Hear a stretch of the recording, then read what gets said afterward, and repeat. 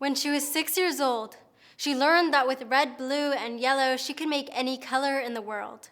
When she was 6 years old, she began to make masterpieces of art. She loved finger painting most, and so her body was always covered in colors. When she was 10, she decided she wanted to be an artist. When she was 18, she left home to pursue her dreams. When she was 18, she discovered that art could be found beyond the paint palette.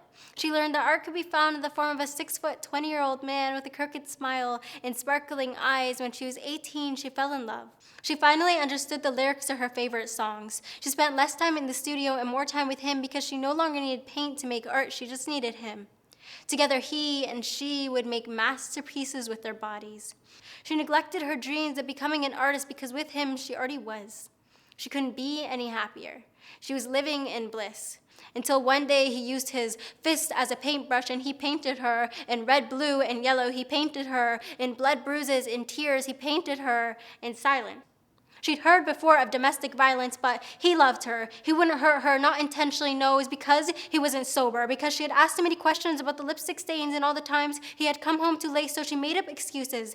And he gave her promises, both willing to ignore the tear he had made in their canvas, so eager to return to their previous happiness.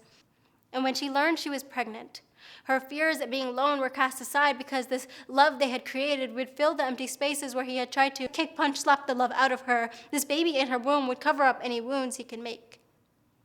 Then she learned that 4 months is how long it takes to break a promise. She was a kid again, covered in colors, but not colors of paint, colors of pain. She used the blood from her lips to paint deep red sunsets she couldn't even see because her eyes were swollen shut, but she painted, creating art to paint over the scars on her broken heart because he loved her. He wouldn't hurt her, not intentionally, no, so he'd always say sorry, always apologize. Every time he got physical, it was because of the alcohol. So baby, forgive me, I love you.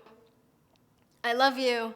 Could always heal the pain. No, not heal, numb. She was always in pain. Her heart would ache every time she prayed, both hoping he would come home safely and hoping he'd never return again. I love you could cover up the scars on her face, arms, and legs. I love you could make her forget all the time she wished he would just kill her instead, but I love you does nothing to bring back the baby who's now dead.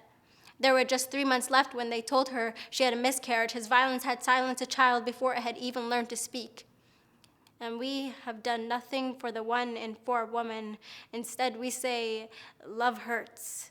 And when 80 countries refuse to sign the UN's policy to end domestic violence, it hurts. So speak up, shout, and be heard, because this silence is only growing louder.